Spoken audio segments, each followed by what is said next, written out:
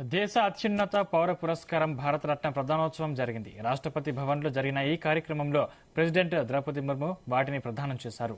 దివంగత మాజీ ప్రధానమంత్రి పివి నరసింహారావు తరపున ఆయన కుమారుడు ప్రభాకర్ రావుకు ఈ పురస్కారాన్ని స్వీకరించారు. పలు రంగాల్లో దేశానికి సేవలందించిన 5గురు ప్రముఖులకు ఈ ఏడాది 3 విడతల్లో భారతరత్న ప్రకటించారు. బీహార్ మాజీ ముఖ్యమంత్రి కర్సూరి ఠాకూర్, మాజీ ప్రధానులు పివి నరసింహారావు, చౌదరి చరణ్ సింగ్, వ్యవసాయ శాస్త్రవేత్త ఎంఎస్ స్వామినాథన్ను ఈ అత్యున్నత పురస్కారంతో గౌరవించారు. ఇందులో 4గురికి మరణానంతరం ఈ అవార్డు లభించగా నేడు వారి కుటుంబ సభ్యులకు పురస్కారాన్ని ప్రదానం చేశారు. కర్పూరి ఠాకూర్ తరపున ఆయన కుమారుడు రామ్నాథ్, చౌదరి చరణ్ సింగ్ తరపున ఆయన మనవడు జయంత్ సింగ్, స్వామినాథన్ తరపున అవార్డును కుమార్తె నిత్యారావు స్వీకరించారు.